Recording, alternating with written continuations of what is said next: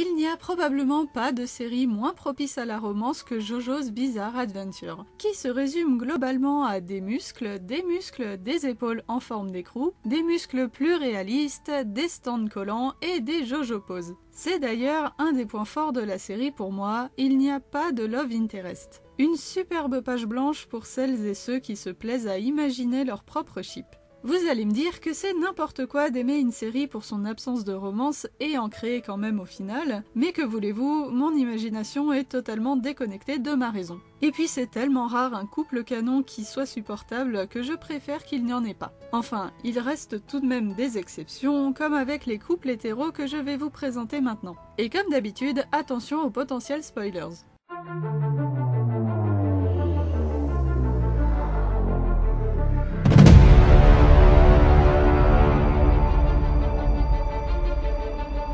On commence par un couple sur lequel je n'aurais vraiment pas parié à la base, surtout vu comment ça a commencé pour eux. Je veux bien évidemment parler de Hirose Koichi et Yamagishi Yukako. Stalking, harcèlement, kidnapping, malgré sa beauté, Yukako enchaîne les red flags et c'est une femme à fuir absolument au premier abord. D'ailleurs, c'est ce que tente de faire ce pauvre Koichi, bien qu'il se soit d'abord fait avoir par son apparence de top modèle, il a vite compris que le caractère de la jeune femme ne le ferait pas s'en sortir indemne. Et pourtant... Bon, il a quand même fallu la jeter du haut d'une falaise et qu'elle se fasse défigurer pour la calmer, mais Yukako a miraculeusement réussi à conquérir l'amour de Koichi. Et du coup, ces deux-là, dans une relation normale, j'apprécie plutôt bien en fait. Le genre de couple un peu au second plan, ils existent sans être gênants ou envahissants. Évidemment, comme c'est JoJo, on oublie vite le début dramatique de leur relation, ce serait forcément moins bien passé dans un autre manga. Et puis, j'avais envie de placer un couple canon, comme c'est rare que j'en aime, en voilà au moins un.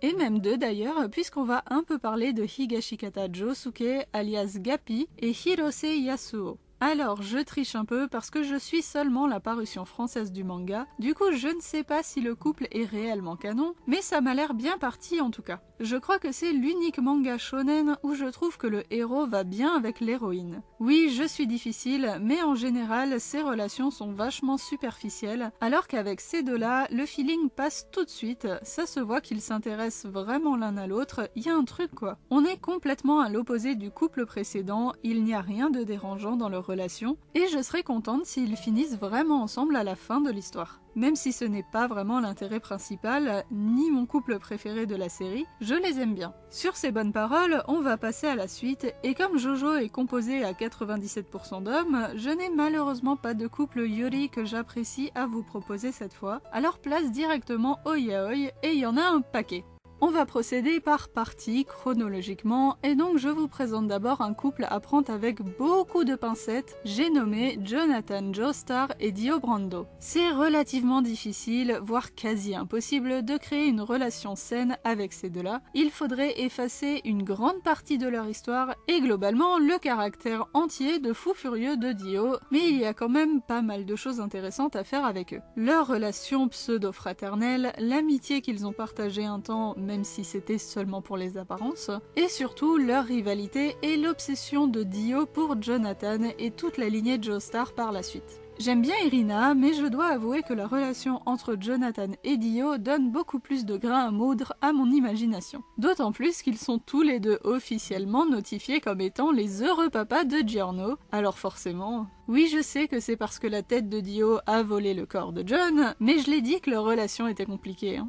Du coup, on va passer à un couple beaucoup moins prise de tête et beaucoup plus évident, César Zeppeli et Joseph Joestar. Je ne pense pas trop me tromper en disant qu'il y a bien plus de partisans de ce ship que du précédent. Honnêtement, c'est d'abord avec ces deux-là que j'ai commencé à me dire que la série avait du potentiel romantique. Vous le savez sans doute, j'adore les relations tragiques et on fait difficilement plus tragique que la perte de l'être aimé. Les couples dramatiques sont parmi les plus marquants, surtout quand les personnages sont aussi sympathiques que Joseph et César. Leur dynamique ensemble est déjà très drôle et touchante en tant qu'amis qui ont une relation comme chien et chat. Si on y ajoute l'aspect romantique, elle prend encore plus de profondeur, en tout cas à mon avis. Si je devais faire un classement des couples, ce qui n'est pas le cas dans cette vidéo, celui-ci serait très bien placé, ça c'est sûr. Encore une fois, désolé Suzy. Même si j'ai moins de scrupules à casser ce couple-là que le John et Rina, vu que leur romance à eux ne tient pas sur moins qu'un post-it, et qu'en plus Josuke existe. Désolé aussi Tomoko du coup. Je suis sûre que Joseph n'aurait par contre jamais trompé César. Il aurait trop peur des conséquences pour son espérance de vie.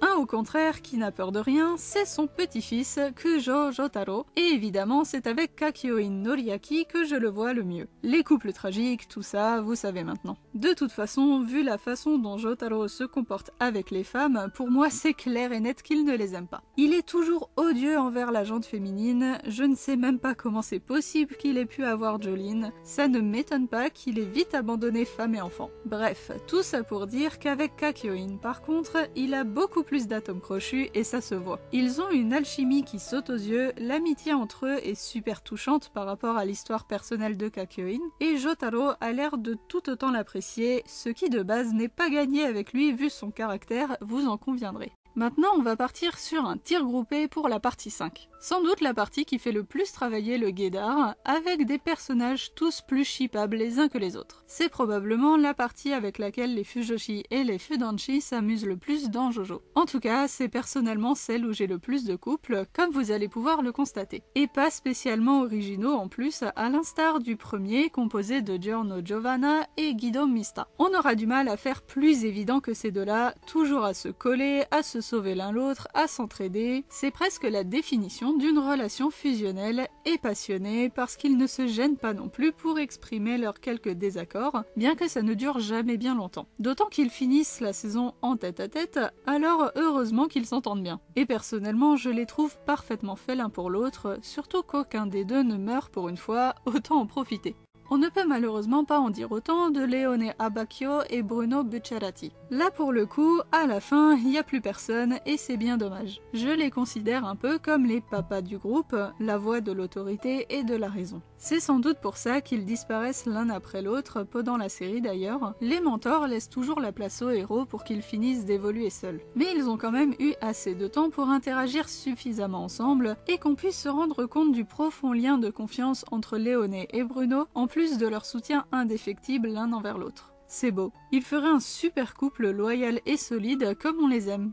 Dans un autre registre, on retrouve Panakota Fugo et Narancia Girga. Alors celui-là, on peut dire que c'est un couple explosif. Bien loin du précédent, ici on peut dire au revoir à la tendresse et à la bonne entente, et bonjour aux accès de colère et de violence. Évidemment, ça n'a rien de très sain, mais les situations sont toujours dédramatisées, voire même prennent une tournure humoristique. On est dans du pur Jojo quoi. Mais ça ne m'a pas empêché d'avoir énormément de peine lors de la disparition subite de Narancia, qui est déjà surprenante et triste en soi, mais avec en plus le plan sur Fugo, qui a presque l'air de ressentir son départ alors qu'il est bien loin du groupe à ce moment-là, et depuis longtemps. Ça m'a franchement ému, et pourtant on s'arrête pas beaucoup sur les morts dans cette série d'habitude. N'est-ce pas la partie 3? Enfin bon, on en termine là pour la partie 5 et on passe au couple suivant. Qui est presque nouveau mais comporte un personnage déjà vu, le fameux Dio Brando qui se console de la perte de son Jonathan, qu'il a lui-même causé, grâce à l'admiration sans limite d'Enrico Pucci. Un couple de méchants pour une fois. Je ne m'attache pas vraiment aux méchants en général, et ça n'a pas loupé avec Dio, qui est très loin d'être appréciable, mais je dois avouer que Pucci est un sacré bon personnage quand même, vachement plus intéressant. Et sa relation relativement philosophique, plutôt comme un initié avec son gourou, entre lui et Dio est aussi très intéressante. En plus, on les voit dans la même chambre et le même lit plusieurs fois, donc le ship se fait rapidement. Oui, il m'en faut peu,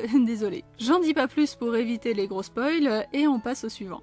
Jairo Zeppeli et Johnny Joestar. C'est l'un des couples que je préfère et on ne me fera pas croire qu'il n'y a pas beaucoup de gens qui n'y ont pas pensé au moins une fois durant la partie 7. C'est l'évidence même entre ces deux-là, ils ont la relation la plus travaillée et approfondie de toute la série à mon avis. Je les aime beaucoup, ils ont chacun un caractère bien affirmé qui parfois se heurte mais souvent s'aident l'un l'autre à s'améliorer. Ils sont aussi hyper touchants chacun à leur façon et encore plus ensemble. C'est aussi pour ça que j'ai été très triste et frustrée par la fin de cette partie et le début de la 8. Alors oui, j'adore les couples tragiques encore une fois, mais ça commence à faire beaucoup. Surtout avec ces deux-là auxquels je me suis très attachée au cours de leur longue aventure, je préfère me plaire à les imaginer ayant une longue et heureuse vie ensemble à la fin. Happy end pour tout le monde.